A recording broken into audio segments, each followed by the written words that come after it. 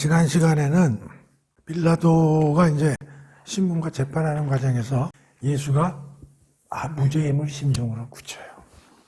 그래서 그를 방면하려고 그러는데 군중들이 워낙에 강하게 십자가에 매달라고 요구를 하기 때문에 세 가지 이제 꾀를 낸다 그랬어요. 하나는 갈릴리 출신이기 때문에 갈릴리 헤롯한테 패스를 하는 걸로 좀 해결하려고 하고, 두 번째는 유월절 특사 제도를 활용해가지고 이 사람을 유월절 특사 대상으로 해서 풀어주는 게 어떻겠냐, 이렇게 이제 회유를 하는 방법을 이제 좀 써봤고, 세 번째는 가시관을 씌우고 채찍질하고 뭐 침을 뱉고, 그래서 그걸 또 바깥으로 그 사람들 보여주면서 동정심을 유발해가지고 방면을 하려고 했는데 세 개 다 실패를 하죠.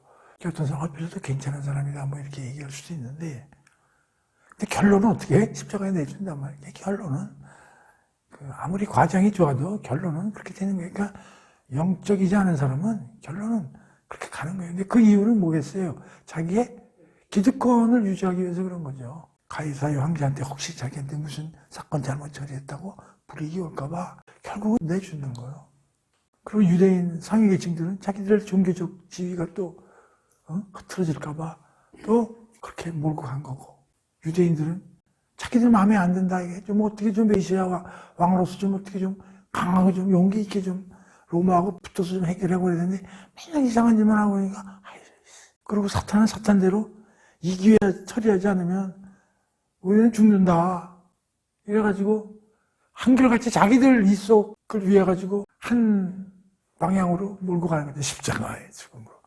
그들이 보는 건 성공을 해요. 그렇죠? 또 하나님도 성공하시는 거예요, 사실은.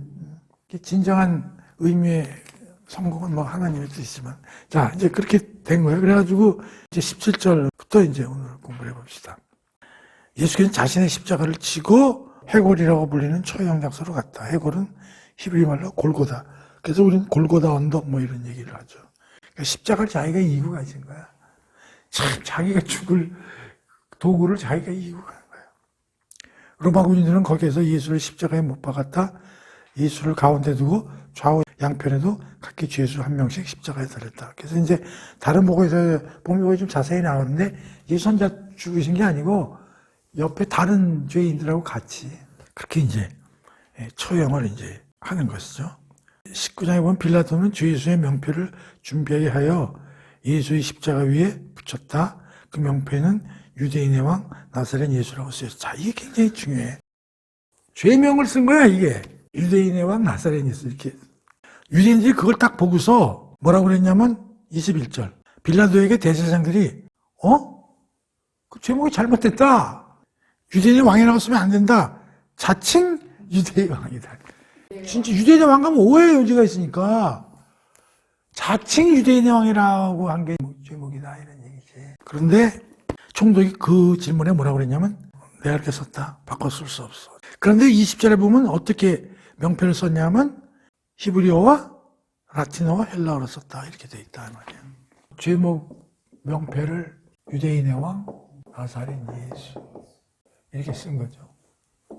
근데 이게 뭐냐? 그게 역설인 거예요. 이게 진짜인 거야. 하나님은 진짜 참 유대인의 왕이고, 나사렛 예수는 지난번에 공부했잖아요. 이사야서 11장 1절에 나온 이새의 뿌리에서 나온 한 가지. 이게 메시아의 예언이잖아요. 이게 넷제르라고 그랬잖아요. 넷제르가 나사렛으로 변형된 거라고 그랬잖아요. 다시 말하면 그는 하나님이 보내신 진정한 메시아 맞고, 진짜 참 유대인의 왕 맞고, 근데 유대인들은 그걸 가짜란 말을 써라. 자칭이라고. 근데 빌라도가 그걸 거부하죠. 빌라도가 거부한 이유는 이런 내용을 알아서 거부를 한 게 아니고 하나님의 뜻을 자기가 입으로 말한 거야. 그러니까 이게 사람들이 하는 일은 하나님 하시는 일을 모르고 자기가 한다고. 자기 생각대로. 근데 그걸 다 뒤에서 그렇게 하시는 분은 하나님이라. 이게 근데 무슨 말로 써놨어? 히브리어? 헬라어로. 이건 그 당시에 전 세계 언어거든요. 히브리어는 유대인이고요. 헬라어는 헬라 문화권이라고 그러잖아. 알렉산더가 서구럽하고 저 인도까지 전부 점령을 하고 동양 문화와 서양 문화의 융합된 문화가 헬라 문화거든. 그 로마는 뭐예요? 라틴어라고. 그러니까 이거는 전 세계에 알린 거야. 이 사람이 예언자들에 의해서 예언된 메시아, 하느님의 아들, 구원자며, 그래서 진짜 주님이 맞다. 이거를 전 만방에다가 선포한 선언이다. 그런 얘기예요. 굉장히 재미나죠? 아이러니하거든. 그래서 빌라도 자칭이 된 말을 써주라는데 잘 거부하는 게 참 재밌어. 자, 20절. 한편 예수를 십자가에 못 박은 군인들은 예수의 겉옷을 네 몫으로 나누어 한 사람씩 속옷이 남았지만 그것은 이음새 없이 위에서 아래까지 통으로 짠 것이었다. 그래서 군인들은 서로 이렇게 말했다. 속옷은 찢지 말고 제비를 뽑아서 가위바위보 하자 이 얘기지. 근데 원래 십자가형은 다 옷을 벗기는 게 원칙입니다. 근데 우리 영화 같은 데 보면 그렇게 안 하죠. 근데 사실은 십자가형의 핵심은 여자는 십자가형에서 죽이질 않아요. 그리고 옷을 싹 벗깁니다. 그러니까 십자가형은 모욕감을 주는 거예요. 그러면서 보통 올해는 일주일까지도 죽지 않아요. 이게 그렇게 버틴다. 얼마나 고통스러워. 이것들이 지금 옷을 지금 어떻게 그 옷 벗겨가지고 놀아갔다 이런 얘기 아니야? 근데 여기 24절 봐. 그래서 군인들은 이렇게 말했다. 제비 뽑아서 놀아갔자. 이렇게 해서 그들이 내 옷을 나누어갖고 또 나누어 가지려고 제비를 뽑았다라고 뭐가 이루어지게 하기 위함이라고?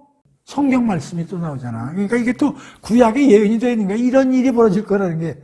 그래서 한번 또 봅시다. 예수의 십자가 가까이에는 예수의 어머니 마리아, 예수의 이모 글로바의 아내 마리아, 그리고 막달라 마리아가 있었다. 십자가에 매달린 예수께서는 자신의 어머니 곁에 자신이 사랑하는 제자가 서 있는 것을 보고는 어머니께 말씀하셨다.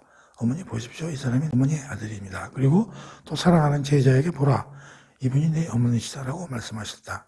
그제부터 그 제자는 예수의 어머니를 자기 집에 모셨다. 여기까지만 이제. 그다음에 이제 옷을 가지고 나눠 먹기 스토리가 나오는데 이거는 성경 말씀을 성취하기 위함이다. 그랬잖아요. 그러면은 성경 어디에 이런 말이 있는지 우리 찾아봐야 될 거 아니야. 시편 22편 18절 한번 봐보세요. 원수들이 내 옷을 벗겨 내 겉옷을 나누어 갖고 속옷까지 서로 가지려고 그것을 두고 제비를 뽑습니다. 이렇게 돼 있다 이런 얘기야. 그러니까 이 말이 성취되는 게 하기 위해서 이런 일이 벌어졌다 이렇게 성경은 쓰고 있어요. 근데 여기서 이제 참고로 이 신약 성경에 구약을 인용한 말들이 많이 나와요. 신약 성경에서 구약을 인용하는데 제일 많이 인용한 게 구약의 어떤 책 같아? 1번이 시편입니다. 2번이 이사야고요. 그 신약 성경에서 구약을 인용을 하는데 주로 제일 많은 게 시편이고 두 번째가 이사야. 여기 시편이고. 참 재밌죠. 그러면 참 이 성경이라는 책은 어떤 책이냐 이런 얘기야. 이해하기가 어려운 책이잖아요. 그렇죠? 참 신기한 책입니다. 이게. 이런 하찮은 일까지도 다 이게 앞에 쓰여있다니 참 이게 놀라운 얘기죠. 그 다음에 25절을 보면 죽음의 현장에 많은 사람들이 모여 있었는데 예수의 어머니 마리아, 예수의 이모, 글로바의 아내 마리아. 여기 마리아가 몇 명이야. 그래서 여러분들이 이 마리아를 혼동을 해요. 한 마리아인 줄 알고. 여기서 우리가 참 유명한 게 막달라 마리아. 근데 막달라 마리아가 나사로의 누이 동생 마리아하고 자꾸 헷갈리는 사람이 많아. 막달라 마리아는 귀신이 들렸는데 예수님이 그래서 예수님을 추앙하고 쫓아다니는 여자가 막달라 마리아야. 그 나사로의 마르다 마리아 계열하고 또 다른 마리아야. 나중에 알다시피 여기 이제 최초의 무덤에 가가지고 시신이 없어진 걸 첫 번째 발견된 사람이 막달라 마리아야. 그 마리아 아니에요. 향유 부은 마리아 아니에요. 그리고 창녀 마리아도 또 있어요. 그 마리아를 모든 사람들이 무지하게 혼동하더라고. 근데 마리아가 굉장히 많아. 영자야, 영자. 수은이 영자인데 그걸 알고 있어야 돼요. 여기부터 봐봐. 예수의 어머니 뭐요? 마리아. 글로바의 아내 또 뭐요? 마리아. 그리고 또 뭐요? 마리아가 많다니까. 자, 26절, 27절은 뭐예요? 예수님이 자기 어머니 보고 십자가 위에서 뭐라고 그러냐면 이 사람이 누구야? 요한이야, 요한. 요한이 보고 자기 엄마 보고 어머니 아들이랑 그러는 거야. 그리고 27절에 가서 또 그 요한 보고 예수님이 뭐라고 그러냐면 이 저자에 보고 보라. 이분이 네 어머니다. 그러고 나서 그때부터 제자, 요한이죠? 요한이 예수의 어머니를 자기 집에 모셨다. 근데 이게 어마어마하게 또 상당히 중요한 의미를 갖고 있다는 거야. 그 예수의 십자가에서 한 어머니와 요한. 이제 뭐야? 아들이라고 그러잖아. 어머니라고 그러고. 실제로 배에서 안 났는데. 그래서 예수의 죽음을 통해서는 새로운 가족이 출발한다. 새로운 공동체가 출발하는 거예요. 예수의 죽음을 통해서. 그러니까 우리가 교회에서 목사님이 예배할 때 뭐예요? 형제 자매 그러죠? 진짜로 형제 자매예요? 옆에 아무리 봐도 얼굴 하나도 안 닮았잖아요. 근데 왜 형제 자매 그래요?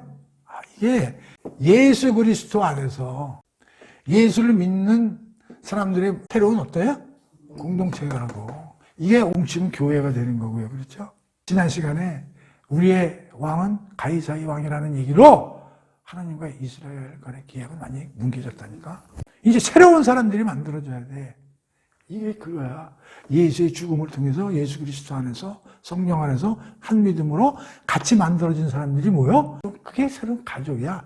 그게 참 이스라엘이고 그게 참 아브라함의 후손들이 되는 거고 거듭난 사람들의 모임이 바로 새로운 공동체의 출발이 되는 거야. 그 요한이한테 어머니한테 부탁하는 거야. 네 어머니다. 저 사람이 엄마 아들이에요. 이렇게 얘기를 하는 거야. 근데 그 말을 듣고 요한이 마리아를 같이 집에서 살았다는 거 아닙니까? 그래서 우리는 그냥 예수가 죽음을 통해서 우리는 새로운 공동체가 만들어지는 거야. 예루살렘뿐만이 아니라 전 이방 지역까지. 28절 그 후 예수께서 이제 모든 것이 다 이루어짐을 아시고 성경 말씀을 이루시려고 내가 목마르다 하고 말씀하셨어요. 여기서도 목이 마르다. 근데 그 말도 또 뭐라고 써있어? 이것도 성경 말씀을 이루고자 함이라. 그러면서 시편 얼마라고? 69장 21절. 찾아보지는 않겠어요? 그 말을 듣고 사람들은 항아리에 담긴 식포도주를 우슬초 가지에 맨 해면에 적셔 예수의 입에 갖다 주었다. 예수께서 그것으로 목을 줄인 뒤 이제 다 이루었다 하고 말씀하시다. 그런 뒤 머리를 떨구시고 마침내 숨을 거두셨다. 자, 이제 죽었어요. 근데 여기서 마지막에 한 말씀 뭐야? 내가 모두 다 이루었다. 다 이루었다. 진짜 참 이 세상에 오셔 고생 많았어요.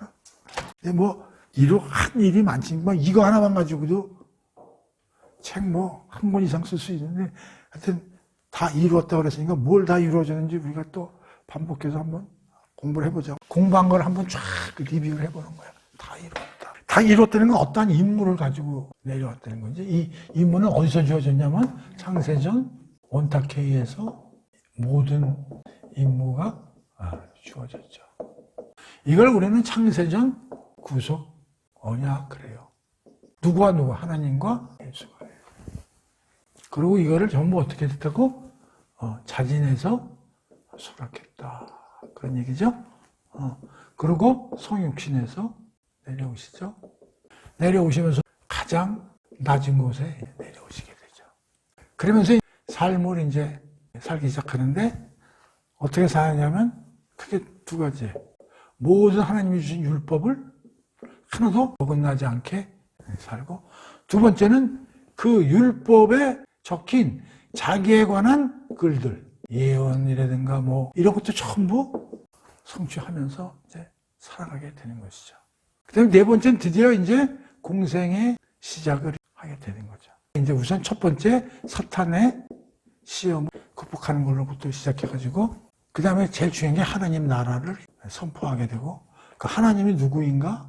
를 알리고 그 하나님이 주신 말씀에 대해서 쭉 가르치고 이런 강해를 하고, 그 다음에 이런 것만 하면 이제 삶에서 이제 하나님 나라를 실천을 하고 모든 사람들을 고치고 아픈 사람 도와주고 이런 모든 일들을 이제 쭉 하게 되는 거죠. 마지막에 이제 다락방 강론 제자들에 대해서 이제 강론도 하시고 또 그들을 말해서 대제사장적 기도도 하시고 결국 십자가에서 죽는 이런 모든 일들을 다 하고 나 이제 이거 다 했어. 100% 다 완성했다고. 힘들었을 것 같아. 이게 파란만장한 얘기야. 자, 그럼 이걸로 끝나냐? 장례를 치르고 다시 부활하는 이야기가 남아있는 거예요. 31절. 그날은 6월절 예배일이에요. 6월절 예배일은 6월절 전날이라는 얘기죠. 다음 날은 특별히 큰 안식일이었다. 그 안식일 날은 아무것도 못 하잖아요. 장례를 치르들 언제 치러야 돼? 그 다음날 치러야 돼. 그치? 안식일날은 손을 못 대니까. 유대인들은 거룩한 안식일에 시체들이 십자가에 매달려 있는 것을 원하지 않았기 때문에 빌라도에게 가서 죄수의 다리를 부러뜨려서 시체를 십자가에서 내려달라고 요구했다. 그래서 로마 군인들이 와서 예수와 함께 십자가에 달린 두 사람의 다리를 차례로 꺾었다. 그러니까 세 사람이 있는 거 아니야. 지금 예수하고 두 강도하고. 그 두 강도는 다리를 꺾었어. 그러나 예수께 이르자 이미 숨을 거두신, 이미 꺾기도 전에 벌써 숨을 거뒀어, 예수는. 그러니까 꺾을 필요가 있다, 없다? 없는 거죠. 시편 34편 20절을 더 찾아보세요. 의인의 뼈마디는 모두 보살펴 주시려니 그 뼈들 중 하나. 자, 의인의 뼈마디는 어떻게 된다고? 하나도 부러지지 않을 것이다. 그 예수님이 다리를 부러뜨리지 않고 돌아가셨다, 이런 얘기야. 이것도 성경에 응하게 하기 위하여 이렇게 모든 게 이루어졌다. 또 이렇게 얘기를 하는 거예요. 자, 그 다음에 34절. 이제 죽었어. 다리 꺾지 않아도 돼. 대신에 군인들 가운데 하나가 창으로 확인 사살하기 위해서 예수 옆구리를 푹 찔렀는데, 그러자 예수 옆구리에서 뭐와 뭐가 나왔다고? 물과 피. 이게 뭘 상징하느냐? 피는 뭘 상징하냐면 속죄의 의미가 있어요. 그러니까 번제단에서 그 염소나 양을 갖다가 죽이잖아. 그게 뭐예요? 우리 죄를 안수해가지고 대신 죽게 하는 거죠. 그러니까 예수의 피는 뭘 뜻하냐면 우리의 죄. 또는 이걸 이제 우리의 죄를 속죄한다는 의미. 그게 죄하고 관련이 있는 거예요, 피는. 물은, 이건 가장 먼저 1번은 성령이에요. 두 번째는 생명수.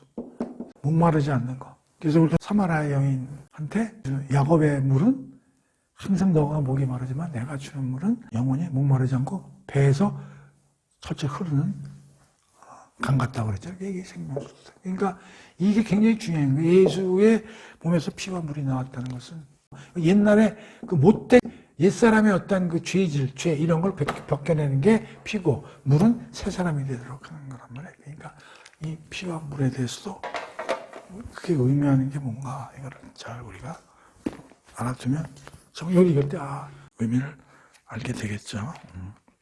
그 다음에 35절.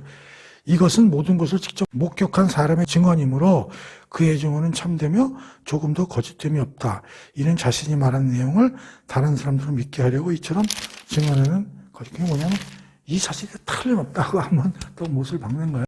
그러니까 믿어라. 이 얘기가 구라가 아니라. 그 다음에 36. 일이 이렇게 됨으로써 성경에 기록되어 있는 바대로 그의 뼈가 하나도 꺾이지 않을 것이라는 말씀을 나와. 우리 찾아봤죠? 시편 34편. 또 그들은 자기들이 찌른 사람을 쳐다볼 것이다 라는 말씀을 이루어졌다. 자, 이렇게 해서 이제 예수께서 완전히 숨을 거두신 거예요. 38절. 그 후에 아라마데 사람 요셉이 예수의 시신을 모셔가게 해달라고 빌라도에게 요청했다. 그러니 예수의 제자였으면서도 유대인이 두려워 그 사실을 감추어. 그러니까 12장 전에서 배운 것처럼 예수를 믿으면서도 출교당할까봐 말을 못한 이제 그런 사람이 불이었다는 거지. 그런 사람이 이제 용기를 내가지고 빌라도에게 와가지고 시신을 좀 내달라. 빌라도가 허락하자 그는 가서 예수의 시신을 십자가에서 내린 뒤 정성껏 모셔갔다. 39절. 전에 예수를 한밤중에 찾아간 일에 있던 사내들인 공회인 니고데모도 물약과 침향을 섞어 만든 방부제를 니고데모가 여기 또 한번 나오네. 니고데모도 여기 참여해서 나름대로 시신 처리하는데 필요한 여러 가지 물건들을 가지고 왔다, 이러니. 니고데모도 상당히 거듭난 것 같아, 이제 여기서. 그 두 사람은 함께 협력하여 예수의 시신을 모셔다가 유대인들의 장례 풍습에 따라 방부제를 바른 뒤 길고 고운 배로 몸을 쌌다. 40일 예수께서 십자가에 못 박으신 곳에는 동산이 하나 있었는데 그곳에는 전에 한 번도 시신이 안치된 적이 없는 새 무덤이 하나 있었다. 안식일 전에 빨리 일을 서둘러야 할 필요도 있었고 또 새 무덤도 가까이 있었기 때문에 그들은 예수의 시신을 그 동산 안에 있는 그 무덤에 묻었다, 이런 얘기죠. 그러니까 안식일 하루 전에 죽고 시체까지 완전히 다 처리를 한 거야. 안식일에는 손을 못 대니까 안식일 전에 완전히 모든 게 다 예수님 시신은 처리가 됐네. 20장. 이제 부활 얘기. 20장부터 무슨 얘기? 부활. 이 부활도 재밌어요. 자, 20장. 안식일 다음 날. 일요일이에요, 일요일. 안식일이 토요일이고 그다음에 일요일 날 하나님이 예수님 부활하기 때문에 우리가 주일을 그날로 잡은 거야. 일요일 날로. 안식일 다음 날 이른 새벽. 여기에 새벽이라는 단어가 중요해요. 새벽. 이 새벽이 어둠이 가시기 전에 아주 최고로 깜깜할 때를 얘기하는 거야. 그러니까 새벽에 동해 트기 전이 제일 깜깜하잖아요. 그러니까 그 타임이니까 새가부터 몇 시에 떠요? 4시. 5시쯤 됐겠네. 뭐든. 여기 막달라 마리아 나오잖아. 이 막달라 마리아에 대해서 마가복음 16장 9절에서 11절 한번 봐보세요. 이게 뭐라고 되어 있냐면 마가복음에는 이 무덤에서 다시 살아나신 예수께서는 그날 아침 가장 먼저 막달라 마리아에게 나타났다. 일찍이 예수께서는 이 여인에게 뭐라 그랬어요? 7 귀신을 그러니까 막달라 마리아는 귀신 들렸던 여인 막달라 마리아를 얘기하는 거예요. 귀신 들렸는데 예수님이 어떻게 됐어요? 빼줬겠지. 자, 누가복음 7장을 한번 열어보세요. 누가복음 7장 36절. 바리새파 사람들 중에 한 사람이 예수를 자기 집에 초청을 했어. 예수께서 이제 그의 집에 가서 식탁 앞에 이제 앉아 계신 거야. 그런데 그 마을에 어떤 여인? 죄 많은 삶을 살아온 한 여자가 있었는데 예수께서는 거기에 계신다는 말을 듣고, 그러니까 예수가 그 집에 식사 초대해서 온다는 소식을 듣고 이 여인이 어떻게 됐어? 향유병을 들고 그 집에 간 거야. 근데 이 여자를 어떻게 설명을 해? 죄 많은 여인. 그 여자는 방 안으로 들어와 예수의 뒤쪽에 무릎을 꿇고 앉아 울면서 눈물로 예수의 발을 적셨다. 그러면서 자기 머리카락으로 예수의 발을 닦으며 그 발에 입을 맞추고 향유를 부었다. 이거는 그 요한복음에 나온 향유 사건하고는 또 다른 차원에서 누가복음에 이렇게 씌여 있는 거야, 잡아. 그 여자의 행동을 바라보면서 예수를 초대한 바리새파 사람들이 속으로 혼자 중얼거렸다. 뭐냐면 지금 이 식사에 참석한 사람들은 이 여인이 무슨 여인인지 다 알아, 사생활을. 근데 예수는 알아, 몰라? 모르지. 예수는 처음에 초대받았는데 예수가 어떻게 알아? 그러니까 이게 뭐냐면 이 사람이 참 예언자. 그러니까 예수가 모든 걸 꿰뚫어보는 사람이라면 자기를 만난 이 여자가 어떤 여자인지 알아. 챌 수 있을 것이다. 무슨 말이냐면 자기들은 이 여자의 신분과 과거의 행동을 다 아는데 예수는 처음 왔기 때문에 모르지만 신통력이 있다면 예수가 그렇게 그 여자도 점쟁이처럼 꿰뚫어 알 수 있을 거다. 그런 뜻을 얘기하는 거예요. 저 여자는 죄 많은 여자가 아니던가 주위 사람들이 이렇게 얘기를 하는 거야. 예수께서 그의 생각을 아시고 말씀하십니다. 시몬이요. 이 시몬이 그 초대한 사람 이름이 시몬이야. 내가 당신에게 할 말이 있어. 시몬이 대답했다. 선생님 말씀하십시오. 그러면서 44절 그 여자를 돌아보시며 시몬에게 말씀하시다. 여기 이 여자를 보시오. 내가 당신의 집에 들어올 때 당신들은 내 발을 씻어줄 물. 니들은 내가 올 때 정결예식 그 물 항아리도 준비를 안 해놓으면 이 여인은 눈물로 내 발을 씻고 향유까지 그 뿌려가지고 그렇게 한 여인이요. 이런 얘기면 너희들의 믿음은 이 여자의 믿음만도 못하다. 그런 얘기죠. 그러면서 47절 보세요. 이 여인은 지인 죄보다 더 많은 죄를 용서받았다. 왜? 나를 그렇게 믿는 마음으로 인해서 죄가 용서됐다고 이렇게 얘기를 한 거야. 그것은 이 여자가 나에게 더 많은 사랑을 보여주기 때문이다. 자, 여기서 죄 많은 여인이라는 뜻이 뭔지 알아요? 창녀라는 얘기예요. 이게 그런 여인이고, 자, 8장을 보세요. 내가 이 얘기를 왜 해주냐면, 자, 8장 2절. 악령과 각종 질병으로부터 고침받은 몇몇 여인들도 함께 있었는데, 잘 들어? 그 7 귀신이 떨어져 나간 뭐요? 막달라 마리아. 자, 그럼 이 막달라 마리아는 지금 뭐요? 귀신 들린 여자죠? 그런데 이 여인하고 앞에 있는 여인하고를 혼동을 해가지고 이 막달라 마리아를 창녀라고 얘기한다. 이런 얘기야, 사람들이. 되게 막달라 마리아 모르는 사람 뭐라고 하냐면, 아이고, 창녀였다. 이런 얘기. 그래서 예수님이 창녀 데리고 살았다면 이런 얘기도 나오는 게 뭔 얘기냐면 이런 이상한 성경을 엉망으로 해석하는 사람들의 얘기라고. 지금 누가복음 7장에 나오는 여인과 8장에 나오는 여인은 같은 여인이야, 틀린 여인이야? 틀린 여인이요. 7장에서 죄 많은 여인으로 예수님한테 이걸 보여준 여인은 창녀고, 근데 막달라 마리아는 앞에 여인이 아니고 누가복음에서는 귀신 빼준 여인이란 말이야. 또 마르다 마리아하고 또 다른 여인이야. 근데 이걸 막 혼동해가지고 창녀, 귀신 들린 거, 또 마리아 이걸 완전히 한 여인으로 해가지고 예수는 그런 여인들하고 많이 돌아가요.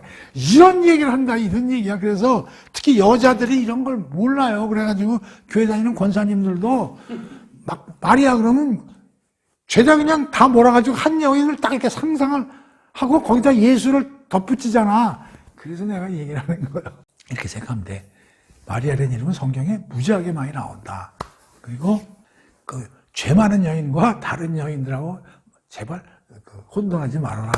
그리고 오늘 무덤에서 처음 나와서 지금 오는 여인은 누구다? 막달라 마리아다. 근데 그 막달라 마리아는 어떤 여인이냐면 귀신 들렸던 여인을 예수님이 귀신에서 쫓아내 주셔서 온정신 있는 여인으로 만들어 준 여인이다. 이렇게 생각하면 된다. 그렇게? 네. 이놈은 막달라 마리아 때문에 아주 오해가 많아요, 이게. 예. 자, 봅시다. 막달라 마리아가 예수의 무덤을 찾아간 거야. 언제? 일요일 날 아침에. 그러니까 안식일 날은 움직이지 못하니까. 그러니까 이 여인이 예수에 대한 자기 귀신을 뽑아준 거 아니야. 7 귀신을 갖다가 그 귀신이 얼마나 힘들었겠어. 그걸 살려줬으니까 예수에 대한 지극정성이었겠지. 그러고 있는데 이분이 죽었다고 그러니까 너무너무 가슴이 아프니까 첫날 누구보다 먼저 새벽에 제일 먼저 가서 시신 무덤을 갖다 찾아간 여인이 누구냐면 이 막달라 마리아라. 무당이 회개를 하면 무섭게 믿었는 어떤 사람 그런 얘기도 하는데 이건 무당이었던 얘기 아니라 귀신이 들렸던 얘기인데 어쨌든 귀신이 무당하고 관련되니까 지금도 그 무당이 회개해서 교회 다니는 사람들이 몇 명 있대. 근데 무당이 회개를 하면 어마어마한 신도가 된다는 거야. 그래서 그렇게 얘기하는 사람도 있어. 이 여인의 그 믿음이 어마어마했다는 거야. 그래가지고 그녀는 무덤 입구를 막았던 큰 돌이 근데 가서 보니까 무덤에 큰 돌을 이제 막아놨던 모양이지. 근데 돌이 쓱 옆으로 했지. 그러니까 무덤이 보이는 거겠죠. 봐보세요. 2절 막달라 마리아는 시몬 베드로와 예수께서 사랑하시던 다른 제자에게 달려가서 말했다. 누가 주님의 시신을 무덤으로 가져갔어요. 그 시신을 어디로? 자, 여기서부터 이제 내가 스토리를 하나씩 이제 그림을 그려볼게. 1번 무덤에 새벽에 누가 갔어? 막달라 마리아가 갔어. 그래서 뭘 발견했어? 돌이 옮겨지고 시신이 없어졌음을 발견했어. 그 다음에 뭘 했어? 베드로하고 요한한테 제자들한테 가서 뭘 알려? 시신이 없어짐을 알림. 자, 잘 보세요. 여기서 이 새벽이란 말이 이게 이미 지금 예수님은 부활을 했는데도 그걸 모르는 거예요. 그러니까 부활에 대해서 아주 깜깜한 상태. 이 사람들은 예수가 시신이 없어진 것만 생각하는 거지 부활이라는 건 꿈에 그래서 그걸 얘기하기 위해서 새벽이라는 뜻이 어떤 의미가 있냐면 부활이라는 문제에 대해서는 아직도 깜깜하다는 거야. 영적으로 부활에 관한 지식은 어떻게 돼요? 영적으로 무지한 상태라는 거죠. 생각해보세요. 부활이 되리라고 믿는 사람이 누가 있겠어요? 우리가 부활했으니까 지금 이렇게 얘기를 하지. 그 당시에 가면 베드로고 요한이 다 가서 시신이 없어진 것 같아요 라고 제자들한테 얘기를 한 거예요. 그렇죠? 그랬더니 두 사람이 무덤으로 달려와서 우선 다른 제자니까 요한이 먼저 이제 몸을 굽혀 예수의 시신을 쌌던 고운 삼배자락이 거기에 놓여있던 것을 들여다보았으나 잘 봐. 무덤 안으로 들어갔어? 안 들어갔어? 안 들어갔어요. 자, 그러니까 요한은 밖에서 봄. 근데 여기서 이 사람도 장례의식을 알아야 되는데 이 사람들은 몸을 이렇게 세마포로 감고 머리까지 한 통으로 감는 게 아니라 여기까지 감고 머리는 또 별도로 감는데 그러니까 그 세마포가 두 덩어리가 되는 거지. 이렇게 두 덩어리. 자, 그래가지고 거기에 시신을 쌌던 삼배자락이 놓여있는 걸 이제 밖에서 본 거야. 오케이? 자, 6절. 시몬 베드로가 이내 뒤따라 달려왔고, 자, 베드로는 늦게 왔는데, 들어갔어? 안 들어갔어? 저긴 들어갔어. 그러니까 요한하고 베드로의 성격도 알 수 있어. 요한은 굉장히 약간 겁이 많은, 베드로는 수척수척 들어가는 거야. 여기서도 이제 제자들의 어떤 그 성향을 알 수가 있어. 베드로는 들어갔어. 들어갔고, 베드로는 거기서 고운 삼배자락이 있는 것을 보았어.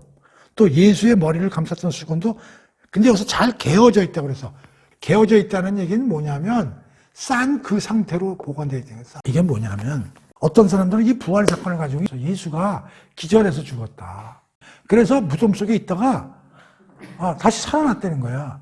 그러면 이거를 본인이 답답해서 풀었겠지. 그럼 세마포가 흐트러졌겠지. 근데 여기는 지금 싼 상태로 그대로 있다는 거야. 그러니까 몸이 그대로 거기서 빠져나갔다는 얘기지. 스스로 이렇게 무슨 말인지 알아요? 그래서 이제 왜 이런 얘기들이 나오냐면 이거 부활 사건 가지고 하도 뭐 죽지도 않은 걸 갖다가 넣었다. 뭐 잠깐 실신한 상태에서 다시 깨어났다. 뭐 이런 얘기를 할 수 있기 때문에 세마포가 그대로 쌀 때처럼 보관되어 있다는 게 대단히 중요한 얘기예요. 신령한 몸으로 부활했다는 거에 대한 증거가 되기 때문에 그런 거야. 자, 그래가지고 8절이 중요해. 그제야 무덤에 도착한 다른 제자들도 무덤 안으로 들어왔고 그 또한 그것을 보고 믿었다. 여기 믿었다에 속으면 안 돼. 믿었다가 부활을 믿은 게 아니에요. 이걸 최문제 누가 먼저 알렸어? 막달라 마리아가 알렸는데 그 말이 사실이구나 라는 것을 믿었다는 거예요. 여기까지도 뭐예요? 부활을 믿은 거 아닙니다. 여기 또 사람들이 여기서 또 헷갈리는 수가 있다고. 하지만 아직도 그들은 여기 나오네. 죽은 자 가운데서 반드시 살아나야 된다는 성경 말씀을 깨닫지 못하고 있었다. 요게 앞에 새벽 어둠이 가시기도 전에 하고 매칭이 된다고. 그러니까 이 성경이 재밌어. 그래서 두 제자는 자기들이 있던 집으로, 두 제자는 시신이 없어진 걸 확인하고 다시 어떻게 돼서 집으로 돌아온 거야. 부활한 거 아는 사람 아무도 없었 지금까지. 그러니까 요 스토리를 잘 보고. 11절. 하지만 막달라명은 집으로 가지 않고 계속 거기 있는 거야. 얘는 너무 슬픈 거야. 무덤 밖에 서서 계속 우는 거야. 도대체 예수 시신도 없어졌지. 시신마저 없어지니까 그게 더 서러운 거야. 그녀는 울다가 몸을 굽혀 울다가 또 다시 일어나가지고 무덤을 또 살펴본 거야. 들여다보니 예수의 시신이 있던 자리에 흰 옷을 입은 천사 둘이 어렴풋이 보이는 거야. 한 천사가 시신의 머리가 있던 자리에, 또 한 천사는 발치 아래 이렇게 두 사람이 이제 무덤 안에 있는 걸 발견한 거야. 막달라 마리아가. 천사들이 막달라 마리아에게 물었다. 왜 우냐? 막달라 마리아가 대답했다. 누가 우리 주민의 시신을 훔쳐갔어요. 그 시신이 어디에 있는지 모르겠어요. 이제 이 천사들한테 막달라 마리아에게 얘기를 한 거야. 막달라 마리아, 이와 같은 신앙을 가져야 되는데. 이 말을 하고서 막달라 마리아가 고개를 그러고 나서 천사들 위에다가 이렇게 고개를 돌려보니까 누가 한 사람이 있는 거야. 근데 그게 예수인데 못 알아보지. 당연하지. 못 알아보지. 지금 부활이니 뭐 이런 건 생각할 수가 없는 상황이거든. 그러고 있는데 그 사람이 마리아한테 말을 거는 거야. 왜 울고 있느냐? 넌 누굴 찾느냐? 그러니까 막달라 마리아가 이 동산 안에 한 무덤이 있었다고 생각, 동산을 지키는 관리인이구나 이렇게 생각을 한 거야. 그리고 혹시 당신이 시신을 옮겼으면 어디에 놨는지 말씀해 보세요. 내가 그분의 시신을 모셔가겠습니다. 그러니까 그 예수님이 있는데도 불구하고 동산직이라고 생각하고 이렇게 이제 얘기를 한 거야. 그랬더니 16절에 예수가 마리아야 라고 부르셨다. 그러자 막달라 마리아는 예수를 향해 돌아서서 이때도 히브리 말로 라보니 하고 외쳤다. 나의 선생님. 그러니까 그때만 해도 예수인지를 아직 모른 거야. 오케이? 여러분들이 이 성경 이러면 이렇게 자세히 안 읽지. 잘 읽으면 스토리가 이렇게나 이게 17절 봅니다. 이제 여기서 마리아가 알게 되는 거야. 예수님이 부활했다는 사실. 나를 만지지 말라. 내가 아직 아버지께로 돌아가지 않았다. 너는 내 형제들에게 가서 이르기를 내가 아버지 곧 너의 아버지 곧 내 하나님 곧 너의 하나님께 올라갈 것이라고 말하여라. 막달라 마리아는 즉시 제자들에게 달려가서 자신이 주님을 뵌 일과 주님께서 자신에게 일러준 말씀을 그들에게 이제 드디어 여기서 막달라 마리아가 예수님을 알게 됩니다.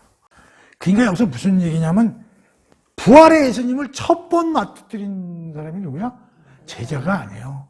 막달라 마리아예요. 왜? 하나님은 첫 번 부활의 증인을 하필이면 무당이었다가 바뀐 여인한테 보여주자 말이에요. 이것도 참 신비한 이야기예요. 제자가 아니에요. 그리고 또 여자예요. 유대법에는 재판 절차라는데 증인은 여자는 증인 될 수가 없어요.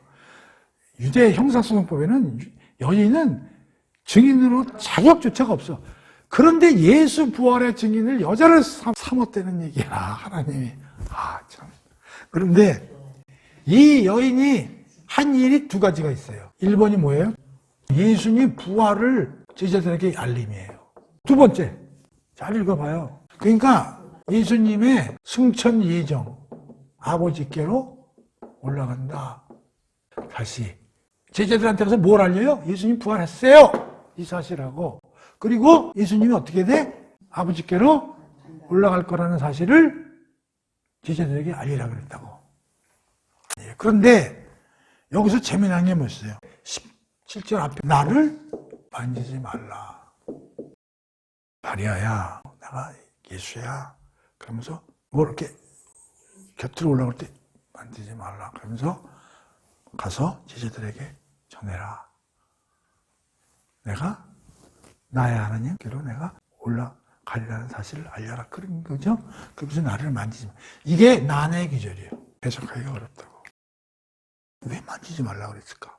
한번 추정을 해봐요. 왜 만지지 말라? 신령한 몸. 신성한 몸이다. 근데 왜 도마한테 가서 찔러보라고 그러고 만지게 해요? 그럼 이것도 남녀 차별하나? 도마는 만져보라.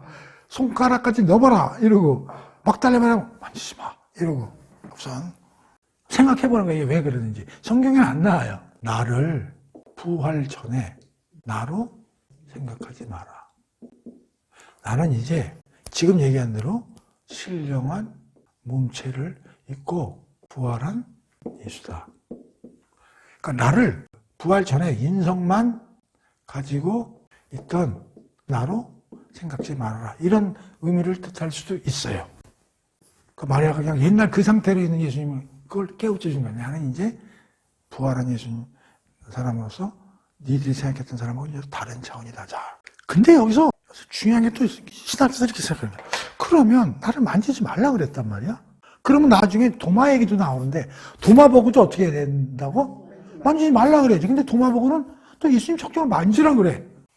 그럼 여기서 어떤 얘기냐면 자, 부활하신 다음에 막달라 마리아하고 있을 때는 하늘에 올라가질 않았어. 그러다가 올라갔어. 그래서 내려왔어. 다시. 내려와가지고 그 다음에 도마나 이런 제자들한테 왔을 때는 이때는 만져라. 라고 허락을 하셨다. 이렇게 해석하는 사람들이 있어요. 그러니까 아직 안 올라간 거야. 예수님이 17장 1장에서 기도할 때 나를 영광되게 해서 하나님을 영광되게 하소서. 그리고 5절에 가서는 나를 이제 창세전에 가졌던 영광으로 회복시켜달라고 그랬잖아. 지금 영광이 회복된 상태가 아니야. 그러니까 올라가서 아버지한테 보고하고 모든 게 다 잘 됐습니다. 그리고 아버지로부터 모든 영광을 받고 다시 내려오는 상태까지 아직 안 된 거야. 그래서 막달라 마리아는 아직 손을 대지 마라. 그러고 휙 올라갔다가 어떻게 돼서 다시 휙 내려와가지고 그 다음 제자들한테 이제 만나는 장면이 나오거든요. 그때부터는 이제 만져라. 이렇게 했다는 해석이 있어요. 이렇게. 세 번째는 이제 하나님께 신고하고 아직 하늘에도 오염된 구석이 있는 거야. 이 사탄의 무리라는 게 하나님의 천사들로서 하나님을 배반한 애들이기 때문에 걔네들이 전부 지금 그 하늘에서도 일부 하는 애들이 있다는 거예요. 그래서 그런 것들을 사망에서 이기셨기 때문에 완전히 소탕해서 깨끗이 한 다음에 이 세상에 다시 내려오시기 위해서 올라갔다 등등의 여러 가지 이야기들이 있어. 자, 난의 기절을 해석할 때 잘 들으세요. 성경에 난의 기절이 많이 있습니다. 근데 이 난의 기절을 가지고 해석을 할 때 여러 해석들이 나올 수가 있어. 그러면 그것들을 종합적으로 받아들여서 좀 여유 있게 해석을 하면 되는데 되게 이단이나 이런 사람들은 어떤 거 하나를 갖다가 그걸 고집하고 다른 건 전부 틀렸다고 하는 사람들이 많아. 그런 사람들이 이단일 확률이 높다 안 높다? 높다. 특히 이단들은 이 난의 기절을 가지고 사람들을 괴롭히는 게 많다고. 그래서 우리는 난의 기절을 만나면 어떻게 돼야 되냐면 여유 있게 생각하라는 거야. 뭐 이럴 수도 있고 이럴 수도 있고. 그리고 중요한 것은 우리가 일반적인 교리를 만들 때는 난의 기절 가지고 만드는 게 아니야. 난의 기절을 가지고 교리를 만들면 이상하게 되기 때문에 모든 교리는 누가 보더라도 해석이 여러 가지로 안 나오는 것들을 뽑아서 그것으로 교리를 만드는 게 원칙이야. 그러니까 이런 난의 기절을 통해서 어떤 교리를 갖다가 강하게 주장한다거나 하는 거는 조심해야 된다고. 근데 여러분들은 난의 기절 자체가 뭔지를 몰라. 그래서 나는 이렇게 난의 기절이 나면 항상 알려주는 거야. 그러니까 여기서 나를 만지지 말라는 여러 뜻이 있다는 거야. 지금 얘기한 대로 나는 과거의 내가 아니다. 오케이. 그리고 뭔가 하나님한테 가서 복을 하고 또 영광을 얻고 내려오는 거 되기 때문에 그런 절차가 하나 남아있다. 또 하늘에 여러 가지 그 오염 요소가 있는 걸 빨리 올라가서 깨끗이 하고 이 세상에 내려와서 자기 일을 하시겠다. 이런 여러 가지 의미가 있기 때문에 이거를 꼭 한 가지로 해석하지 말라 이런 얘기. 오케이? 그리고 더 중요한 거는 첫 부활의 증인이 여자. 그래서 부활의 첫 증인. 우리도 예수님을 믿고 부활을 믿게 되면 우리도 부활의 첫 증인이 되는 거야. 부활의 첫 증인. 우리 신도들도 부활 1번 하나님의 부활을 예수님의 부활을 알리고 두 번째는 하나님의 승천 사실이지만 결국 이건 즉 하나님의 말씀을 가서 그들에게 알려야 된다. 이게 우리의 임무다. 예수가 부활하신 분이다. 그리고 예수님 말씀, 이 성경을 공부를 열심히 해서 믿는 사람들에 알려줘야 된다. 그게 이 부활의 첫 증인 막달라 마리아를 통해서 예수님이 하신 일을 우리에게 지금 적용한다면 우리도 이런 일을 해야 되지 않겠냐는 얘기입니다. 그래서 여기 막달라 마리아 얘기는 여기까지. 자, 오늘은 여기서 끝내고 다음 시간에 이제 예수님이 막달라 마리아가 이제 그 예수님의 부활과 그 승천할 예정임을 제자들에게 알렸으니까 그 이후에 예수님이 제자들에게 나타나시는 얘기부터는 다음 시간에 하도록 하겠습니다. 이상 오늘 끝.